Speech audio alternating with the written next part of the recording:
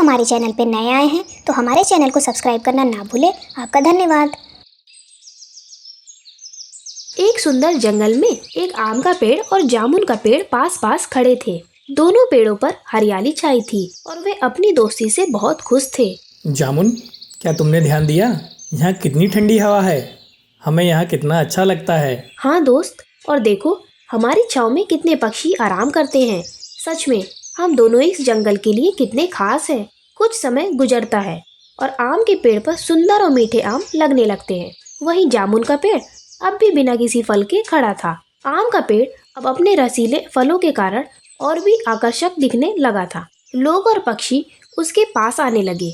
यह देखकर आम का पेड़ धीरे धीरे घमंडी हो गया। जामुन, क्या तुम्हें पता है मैं अभी जंगल का सबसे खास पेड़ बन गया हूँ। सब मुझे पसंद करते हैं लेकिन तुम्हें कोई देखता तक नहीं। दोस्त मत भूलो, हर पेड़ का अपना समय आता है। मेरी बारी भी आएगी। लेकिन आम का पेड़ उसकी बात को अनसुना कर देता है। तभी जंगल में एक कालू कौवा उड़ता हुआ आता है। वह आम के पेड़ पर बैठता है। आम का पेड़, तुम्हारे आम तो बहुत मीठे लगते हैं। क्या मैं एक आम खा सकता हूँ? हाँ, लेकिन पहले मुझे ये बताओ कि क्या तुम्हें जामुन का पेड़ पसंद है? मुझे अच्छा लगता है जब कोई इसे बेकार कहता है। जामुन का पेड़ तो सच में बेकार है। इतने समय से खड़ा है लेकिन इस पर अब तक एक भी फल नहीं लगा। आप ही जंगल के राजा हो।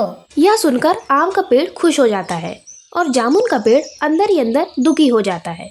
जामुन का पेड़ आम के पेड़ और पक्षियों की बातें सुन सुनकर टूटने लगता है। वह सोचता है कि जिंदगी का कोई मतलब नहीं है। हे भगवान, क्या मैं सच में बेकार हूँ? क्या मेरी कोई अहमियत नहीं है? मुझे काट दिया जाए तो ही अच्छा होगा। धीरे धीरे जामुन का पेड़ सूखने लगता है। वह पूरी तरह हताश हो चुका था। उसी जंगल से एक दिन एक सुंदर परी गुजर रही होती है। उसकी नज़र आम और जामुन के पेड़ों पर पड़ती है। वह उनके पास आती है। तुम इतने उदास क्यों हो? जामुन के पेड़, क्या हुआ? परी जी, मेरे ऊपर कोई फल नहीं है। आम का पेड़ हमेशा मेरा मजाक उड़ाता है। मुझे काट दीजिए, मेरी जिंदगी बेकार है। आम के पेड़, तुम्हें जामुन के पेड़ का मजाक उड़ाने में क्यों मजा आता है? क्या तुम नहीं जानते कि हर किसी की अपनी खासियत होती है? मेरी खासियत सबको दिखती है। मेरे आम सबसे मीठे और सुंदर हैं। जामुन का पेड़ तो किसी काम का नहीं, इसे कौन पसंद करेगा?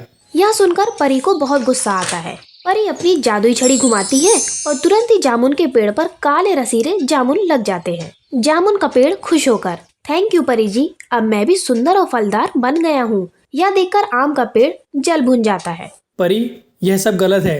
सिर्फ मैं ही इस जंगल का राजा हूँ। तुम्हारे इस जादू से कुछ नहीं होगा।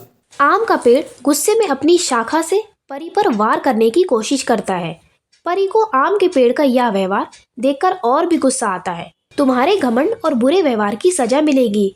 अब तुम सूख जाओगे। परी के जादू से आम का पेड़ धीरे धीरे सूखने लगता है। वह जोर जोर से रोने लगता है। मुझे माफ़ कर दो परी जी, मुझसे बहुत बड़ी गलती हो गई। मैं अब कभी किसी का मजाक नहीं उड़ाऊंगा। जामुन का पेड़ भी परी से विनती करता है, परी जी इसे माफ कर दीजिए, इसे एक आखिरी मौका दे। परी जामुन के पेड़ की बात मान लेती है और आम के पेड़ को पहले जैसा हरा भरा बना देती है। अब आम का पेड़ जामुन के पेड़ से माफी मांगता है। वे सच्चे दोस्त बन जाते हैं और जंगल में खुशी खुशी रहने लगते हैं। जामुन, मुझसे जो भी हुआ उसके लिए मुझे माफ़ कर दो। मैं अब हमेशा तुम्हारा साथ दूंगा। कोई बात नहीं दोस्त, अब हम हमेशा एक दूसरे का सम्मान करेंगे। तो दोस्तों, इस कहानी से हमें सीखने को मिलता है कि घमंड हमेशा नुकसान पहुंचाता है। विनम्रता और सबका सम्मान करना ही सही रास्ता है।